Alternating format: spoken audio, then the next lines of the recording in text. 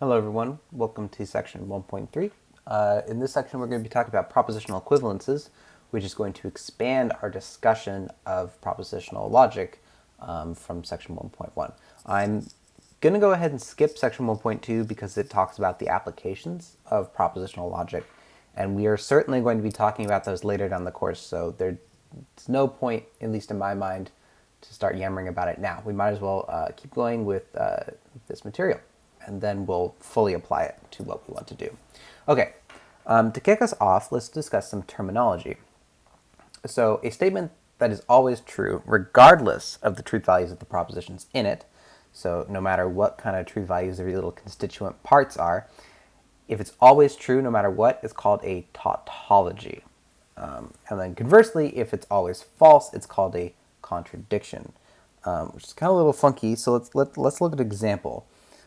Let's say we want to do the truth value. Oop, don't see that yet. Going to give it away. Let's say we want to talk about the truth value of this thing right here. So we want to do P or P implies Q. And then I'm going to go ahead and do P implies Q as this piece just to kind of make it easier on myself. All right, so we've got true implies true. That's going to be true. And then true implies false. So that's going to be false. We broke our promise.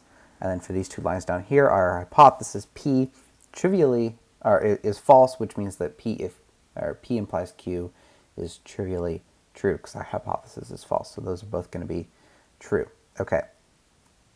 So that's our P implies Q. You can remember that's the exact same thing that happened with P implies Q in section 1.1. So now we're going to combine it with this or P here.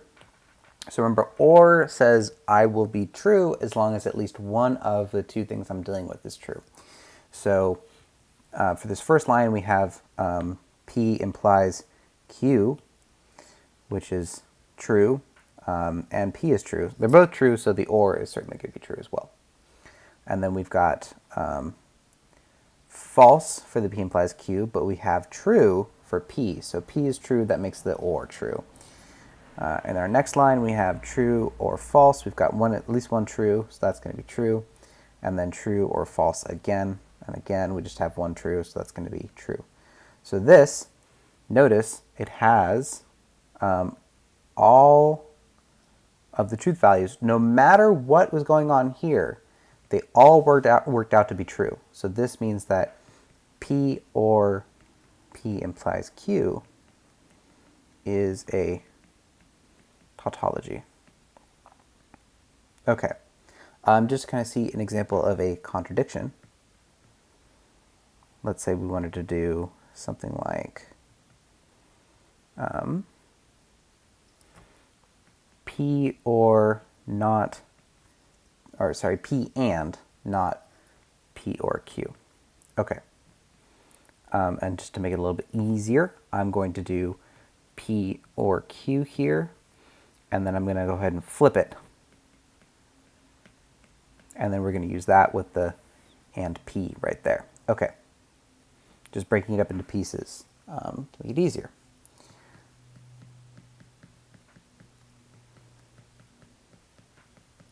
Okay. So let's do P or Q first. Remember, just at least one of them has to be true for this to be true. So if they're both true, that's definitely true. P is true and Q is false, that's still true. P is false and Q is true, that's still true, we still have a true, but then the last line, they're both false, so that's going to be false. Okay. And then on this column here, we're just going to take everything that's here and we're going to flip its truth value. So we get false, false, false, true. Okay, so now we take this column and we're going to combine it with and P. So and, remember, requires that they both need to be true at the same time for it to be true. It's very, very picky. So this first one, we've got false and true. That's going to give us a false, because we've got a false going on there. And then another false and true gets another false. And then false and false, well, that's definitely false. And then we've got a true and a false, still false. Okay, so this whole column here is false, no matter what was going on with P or Q, which means that P and not P or Q is a contradiction. Cool. Now we wanted to talk about tautologies and contradictions because we're going to use it in a definition of logical equivalence.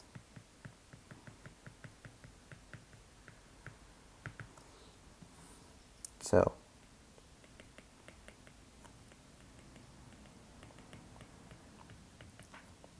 two statements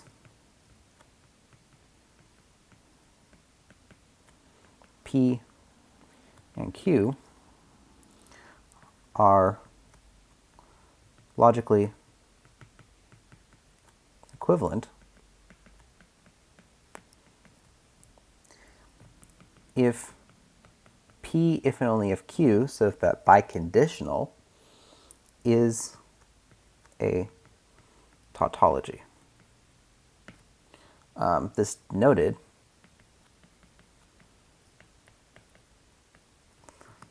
P and then triple bar equality Q.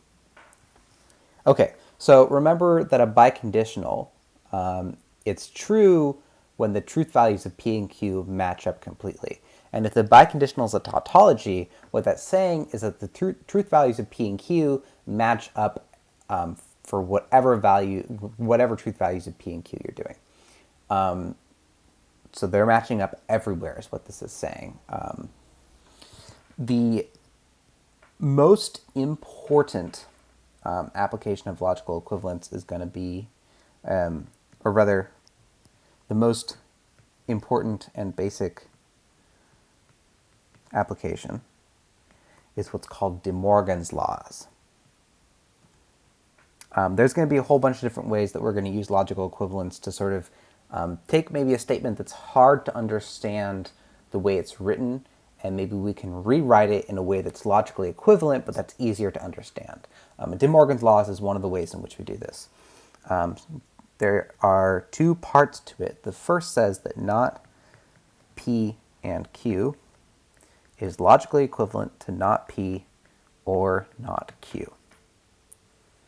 And kind of conversely, if you do not P or Q, you get not P and not Q. So De Morgan's laws essentially say that you take that little squiggle and you distribute it into the parentheses and you flip the and / the or.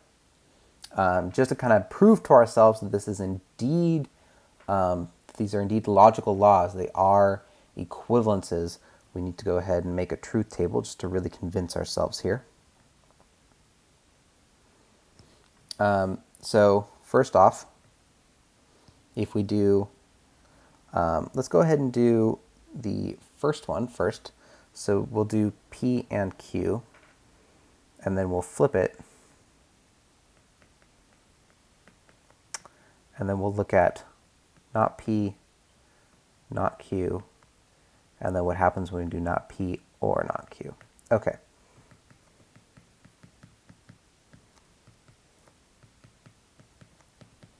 So remember, the and says I want both of them to be true, so that's going to be true, but the others are going to be false. So we got some falses floating around. And then this next column, we just flip all those truth values, so we get false, true, true, true. And then, so that's one part of it. For the other, we just take P and Q and we flip their truth values.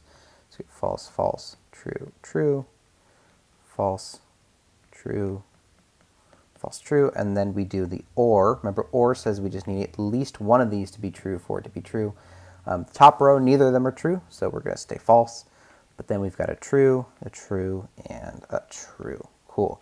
So now notice these two right here, they match up totally.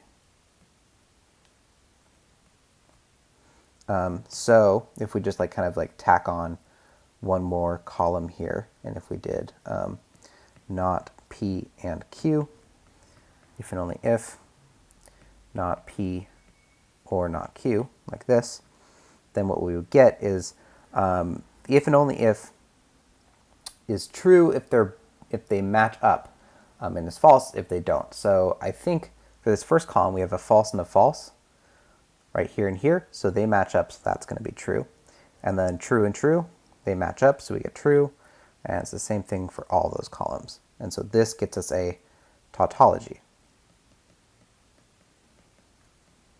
And that's the definition of logically equivalent, is that the biconditional right here gives us a tautology. So therefore, not P and Q is logically equivalent to not P or not Q. Okay, and then showing, so we did this first one. Showing the second one down here is virtually the same process. If you don't believe me, I highly encourage you to go ahead and, look at the truth tables yourself and play around with them and see if you can get this sort of tautology going. I think it shouldn't be terribly difficult. It should be pretty much exactly the same thing as what I just did. So the nice thing about De Morgan's laws is now we can start negating larger statements. And negating statements is going to play a key role in some of our proof techniques, which are going to be important. So let's practice sort of negating things. It's going to come up again anyway. So let's say we want to negate the following. So let's say I have the statement, I am going to graduate school.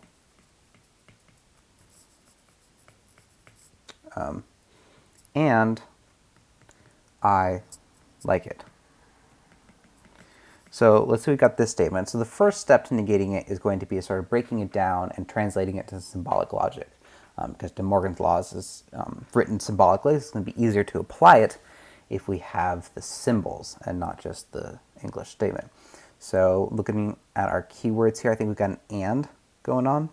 And so it looks like our two propositions are I am going to graduate school, and the other one is I like it.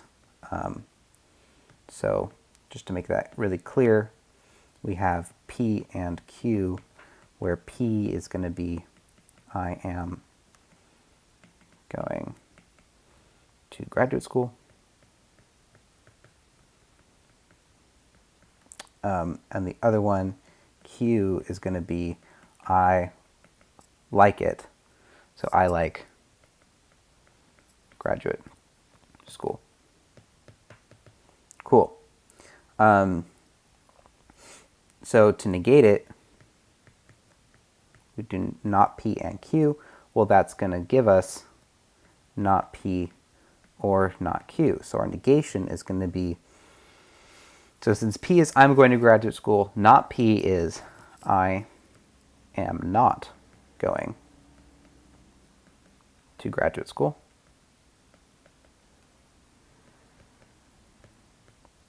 And then we have our or, and then not Q. So Q is I like graduate school, not Q is I don't like graduate school, or I don't like graduate school. All right, so that's the negation. So kind of doing this using these laws of propositional logic to take something that's in English and manipulate it in a quantified logical way. This is one of the key skills of mathematical analysis. It's one of the key things that I'm going to try to teach you throughout this quarter. So let's do another one. Let's say we wanted to do it is not sunny, or it is thundering. Okay, so here, let's kind of break this down into some symbols. It looks like there is an or here, so it looks like that's going to break up our sentence here into two propositions. It is not sunny, or it is thundering. So we have P or Q, where P is going to be it is not sunny. And Q is going to be it is thundering. Okay, so then if we do not P or Q by De Morgan's laws, that's going to be the exact same thing as not P and not Q. So our negated statement is going to be, so not P. P is it is not sunny. Not P is it is not sunny, which the much easier way of saying that is it is sunny. And not Q, so Q is it is thundering, not Q be it is not thundering.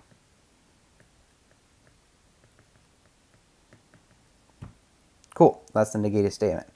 All right, we will be doing more of this kind of stuff as the course progresses, so I think that's enough examples for now. But if any of this is confusing, please, you can shoot me an email or stop by office hours, or better yet, ask it in class, because most likely the questions that you have are shared amongst your peers. So it'd be good for everyone if you spoke up about whatever confusion you may have. All right, good work today.